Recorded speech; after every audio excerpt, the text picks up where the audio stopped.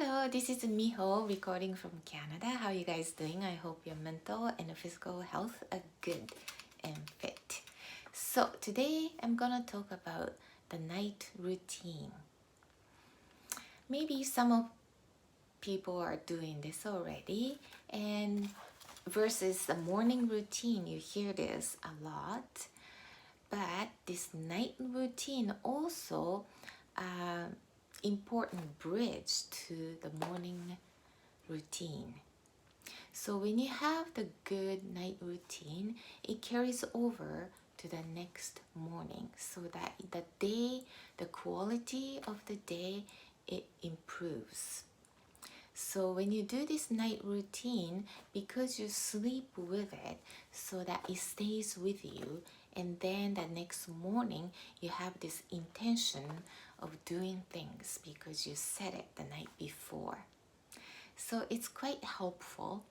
And I have 3 points that I do. So the first one is a physical care. So when you go to sleep, you want your body to relax. You want your mind to relax, so that you induce the relaxation by different things. And you can pick and choose, and by try and error, but really relaxing your muscle by taking a long warm shower or bath, that would do. But you might not be able to do that every single night. And this stretching that I've been doing it for last couple months, it really induces a good sleep, because it really relaxes the muscle. You get rid of the tension from the daytime, and then your mind sends signal. When you stretch, the mind sends signals to relax the muscle, so that you feel getting into the good resting mode. So even though you hold one pose for even 1 minute, it makes a difference. If you could do longer, of course, it's much better. And if you get in the habit of night routine, it really improves your quality of sleep. When you're sleeping, it's not a matter of the length. Length is important too, but with the quality, that really pays off. So the stretching is really good, and also away from the screen, at least ideally for an hour before going to bed, or minimum of 30 minutes.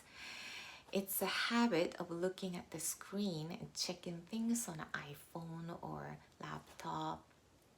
I'm guilty of that too, so I remind myself constantly to close it down. It's like a kitchen close, that sort of concept. You put the time hour before to close from all the electric gadget, so that your mind gets really calmed down, because all those information, it really gives you stress, and it really makes you alert. So you get really excited and get really alert, right? So you need the opposite. So put the closing time for those electric gadgets. And those are the things. And also the eating. When you keep eating till the bedtime, it really gives a lot of work for the body to digest. So you need digestive system to rest. So ideally, a couple hours before going to bed, you keep your digestive part at rest. Occasionally you need to have fun, you just eat and drink, which I do too, but in the regular routine, you give the body rest for the digestive part too.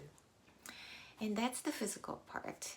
And the second is the mental part, that you give a good intention to your mind before you're going to bed. It's a great time, because you're getting into the mode of resting, which changes your brain wave, so that it really easy to suggest your brain to what you want to become, or what you like to get, or what you like to do. So good intention before going to bed plus the action plan, 1, 2, 3 points the next day. Because when you do plan, you tend to do it, right? So when you put that in your mind the night before, the next day it bridges out to the next morning, and then you start, okay, I do this, and you're done. Even though you're just making the phone call to order something, the parts of the car or something that you don't normally do, it gets put off and put off and put off. I've been there a lot. It's just a little couple minutes phone call. It takes days and even a week. You procrastinate, right? So you put intention and put in the action plan. And the 3 points is the key. When you put hundreds, you don't complete them, because we, as a human, life is incompletion. It's a state of incompletion. You always have something left to do. So you just accept that. So you put the priorities. And because we do have this cognitive limit, we say 200 decisions per day. So where you put your decisions on is more important. Prioritize, because you make decisions on what to eat for lunch and dinner, what to wear, those things are also decision makings too. So you hear the executives are putting those important decision making, right, as a priority. So they wear the same clothes every day, or they eat the same breakfast, so you don't think about it, and you use that make important decisions, right, during real alert time. And they say you have like 200 decision bank in a day, and then after you just all fogged out. You don't even distinguish between important or unimportant. And the first 20 decisions, and after that you start to get really foggy. Your judgment gets off, right? And I go through all the time, like, I don't know what I want, or you can't really tell what's good and bad. So good decision, the first 20, you have the choice to put on where to use those important decisions. So you want to use those decision making on things that you really wanted to accomplish or conquer it, right?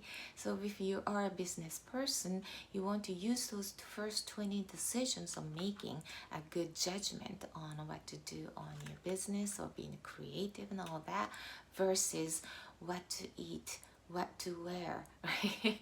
So put the intention the night before. It really helps to do, making those good, important decisions in a day.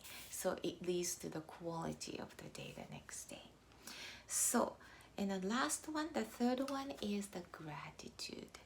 So go over your 24 hours and you appreciate for the things that you're really grateful for.